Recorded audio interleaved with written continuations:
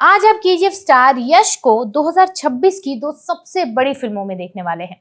ये कोई छोटी बात नहीं है। यश नमित मल्होत्रा की रामायण और गीतू मोहनदास की टॉक्सिक में सिर्फ बतौर एक्टर नहीं जुड़े हुए हैं, बल्कि इन दोनों फिल्मों से बतौर प्रोड्यूसर भी जुड़े हुए हैं। एक कलाकार के लिए दिन के 50 रुपए कमाने से लेकर करोड़ों के बजट में बन रहे प्रोजेक्ट में बतौर लीड रोल काम करना बहुत बड़ी बात होती है और एक लंबी जर्नी की तरह होता है ये। एक वक्त था जब यश किसी फिल्म के सेट पर हीरो नहीं हुआ करते थे, किसी पोस्टर पर उनका चेहरा नहीं था और सिनेमा की दुनिया में उनका नाम तक कोई नहीं जानता था।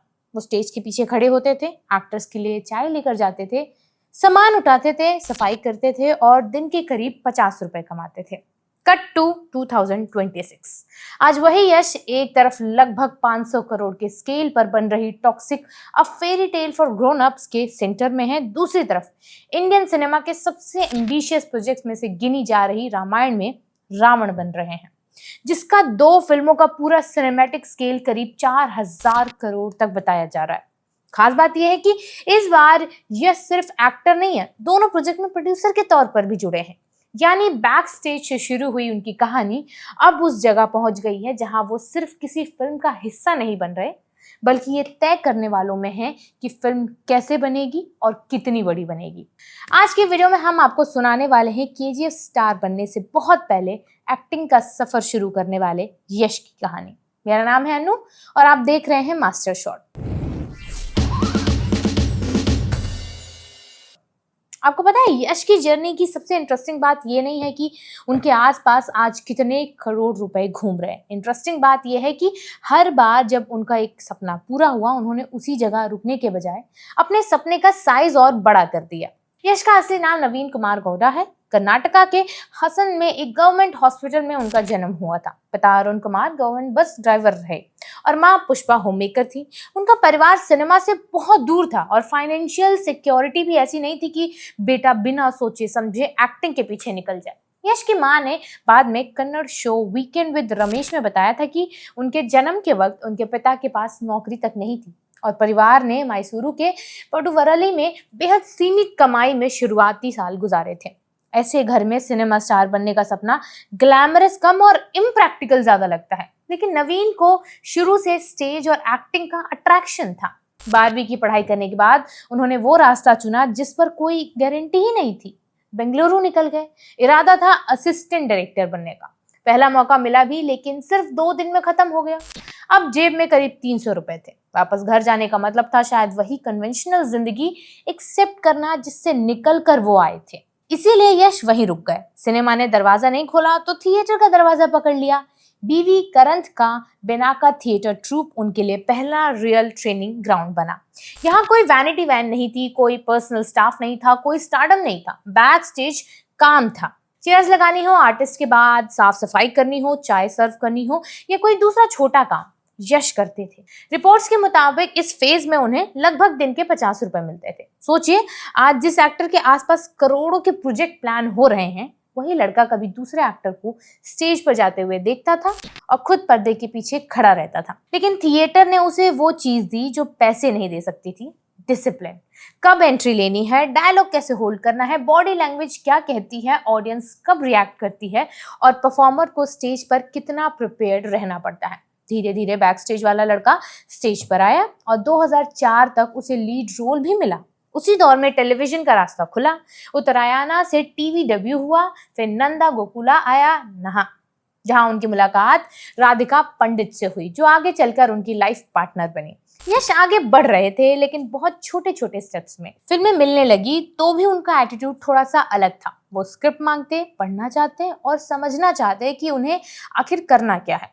उस वक्त एक न्यू कमर का डायरेक्टर से स्क्रिप्ट मांगना कुछ लोगों को एरोगेंस लगता था। यश ने बाद में बताया कि इसी वजह से कई फिल्म्स उनके हाथ से निकल गई। लेकिन उनका सवाल सिंपल सा था, अगर खुद स्टोरी पर भरोसा ही नहीं है तो उसका हिस्सा कैसे बना जाए। ये डिटेल उनके आगे करियर को समझने के लिए एक इम्पॉर्टेंट पहलू है, क्योंकि यश सिर्फ अपॉर्चुनिटीज कलेक्ट नहीं कर रहे थे, वो धीरे धीरे अपना रास्ता चूज करना सीख रहे थे। 2007 में जम्बाड़ा हुडुगी से फिल्म डेब्यू हुआ उनका।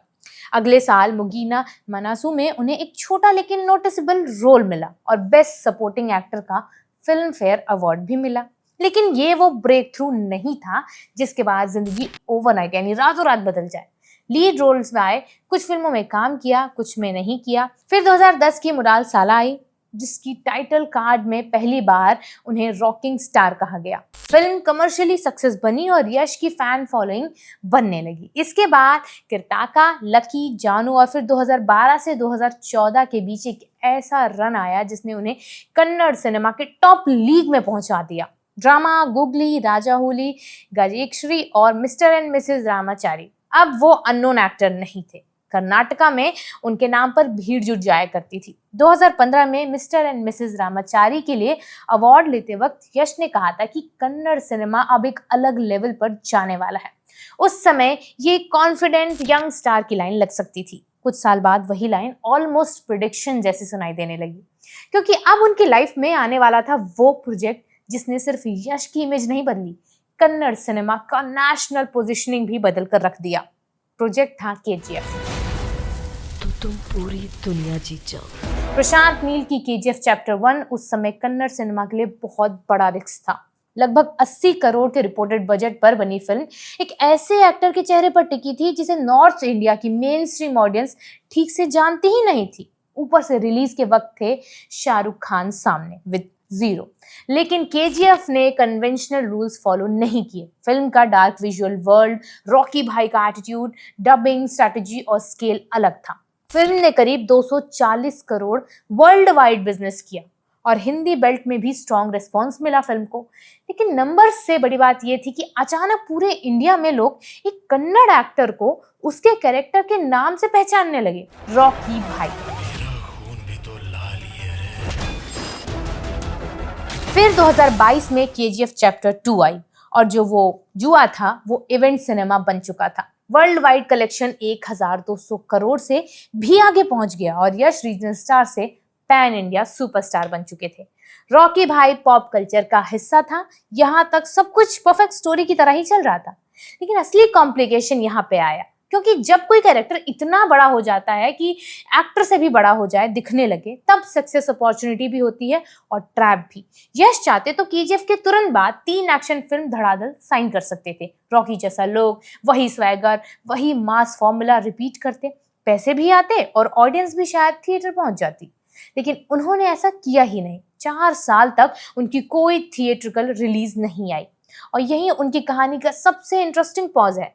सवाल था, क्या ऑडियंस यश को देखने आएगी या ऑडियंस सिर्फ रॉकी भाई को चाहती थी? इसका पहला जवाब अब toxic a fairy tale for grown ups में देगी।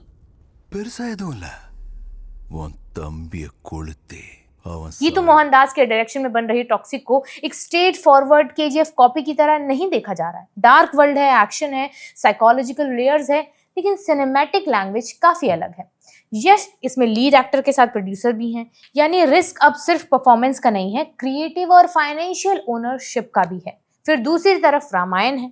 नितेश तिवारी की 2 पार्ट में बन रही एडेप्टेशन रणवीर कपूर के राम को रूप में दिखाएगी, यश को रावण के रूप में दिखाएगी। यहाँ कॉन्ट्रडिक्शन और भी ज्यादा फैसिनेटिंग हो जाता है। जिस एक्टर की सबसे आइकॉनिक पहचान रॉकी भाई जैसे फिक्शनल गैंगस्टर से बनी, वही अब इंडियन माइथोलॉजी के सबसे कॉम्प्लेक्स और कल्चरली लोडेड कैरेक्टर्स में से एक निभाने जा रहा है। रॉकी और रावण में पावर, ईगो, करिश्मा और डार्कनेस जैसे सरफेस सिमिलैरिटीज जरूर हैं, लेकिन रावण सिर्फ मास कैरेक्टर नहीं है। उसमें scholarship, devotion, arrogance, tragedy, mythology और सेंचुरीज की कल्चरल मेमोरी जुड़ी हुई है।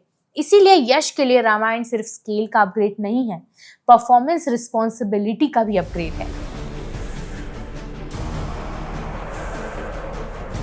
और यहाँ भी वो सिर्फ एक्टर नहीं है, अपनी कंपनी के जरिए को प्रोड्यूसर हैं। टॉक्सिक और रामायण को साथ रखकर देखें तो एक पैटर्न साफ दिखाई देता है। यश अब सिर्फ ये नहीं सोच रहे कि केजीएफ के बाद अगली 1000 करोड़ फिल्म कौन सी होगी, वो शायद ये सोच रहे हैं कि केजीएफ के बाद उनकी आइडेंटिटी क्या होगी। कन्नड़ स्टार की होगी, साउथ स्टार की होगी, पैन इंडिया स्टार की होगी, या सिर्फ इंडियन एक्टर जिसका सिनेमा वर्ल्ड वाइड मार्केट के लिए बनाया जाता है। यही बदलाव इंडियन सिनेमा में भी आया है।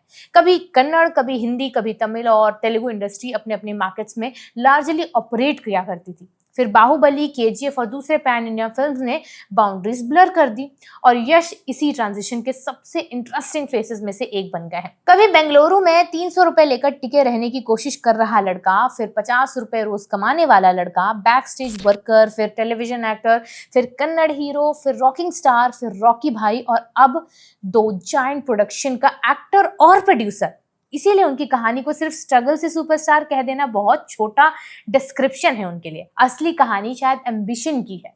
हर माइलस्टोन के बाद उन्होंने टारगेट थोड़ा और दूर रखा और अब यश के सामने सबसे बड़ा चैलेंज वही है जो केजीएफ ने उन्हें गिफ्ट किया। केजीएफ जैसा बेंचमार्क, टॉक्सिक चले या ना चले, रामायण कितना बड़ा बने या भविष्य बताएगा, लेकिन ये दोनों फिल्म एक सवाल का जवाब जरूर खोज रही हैं। केजीएफ के बाद यश आखिर हैं कौन? ये जवाब आप हमें कमेंट सेक्शन में दीजिएगा और ये वीडियो पसंद आई है तो युवा को सब्सक्राइब जरूर करिएगा। देखते रहिए हमारा चैनल।